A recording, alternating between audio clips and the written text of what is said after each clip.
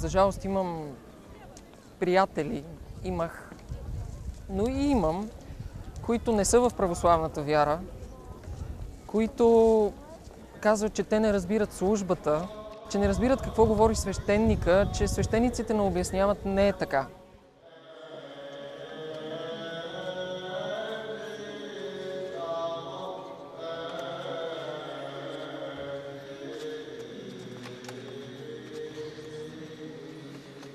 Всеки, който иска да разбере службата, може да се поинтересува, може да вземе малката книжка на Свети Йоан Златоуст, която е с неделната литургия, където има всяка дума на хора, всяка дума на свещеника.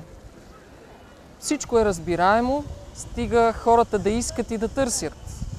Службата е толкова хубава, че аз не мога да разбера какво търсят те.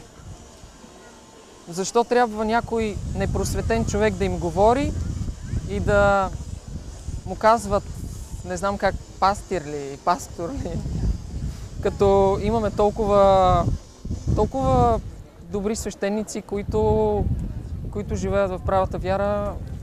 Надявам се и ние един ден да можем, защото сме много грешни. Може ли да отменят те Божии заповеди? Те ни отменят. Отменят? А, Отменят? не знам. Аз Добре, ще кажете, кажа. да, кажете. Те отменят Божии заповеди. Те не почитат Божията майка. Просто я отхвърлят като никоя. Те не Дева признават Мария. Светия Дух. Така. Не палят свещи. Да.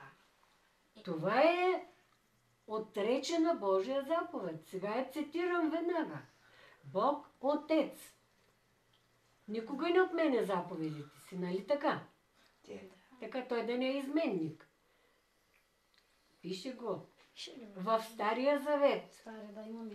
казва на свети пророк Моисей, чийто брат е бил първосвещеник в храма. Казва така: Моисее, кажи на брата си Аарон да постави в светилището 7 светилника, защото така ми е благоугодно. Това го пише. Така. А те не го правят. Да. Защо не го правят? Защото по-човешки мъдруват. Защо не го правят?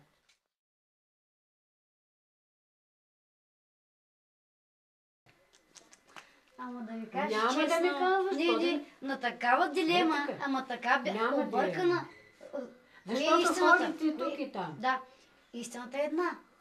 Пътя е само един. Да, много е тесен. Само един. Пътя към Бог е много тесен. Пътя към Бога е много тесен, но той е само прав. Да. Няма да ходиш тук и там. Кой им дава тези дарби? Дарба се дава на човек, който е, как да кажа, абсолютно чист пред Бога.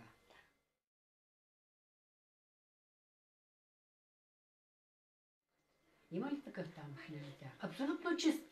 От Йехова не съм видяла такава дарба. Където и да е, където и да е, трябва да бъде абсолютно чист човек. Да няма общение мъж и жена, Точно. да спазва всички постановления на църквата и всички добродетели, които проповядва църквата и Господ. И аз да разбирам ли, че това е от Господа, нали, дадено, защото на мен ми помогна, не знам какво там. Много пъти. Дявола може всичко. Точно, да, приправя се на всеки. Дявола може всичко. Може да ти излекува пръста, може да те успокои, може и да те подплаши.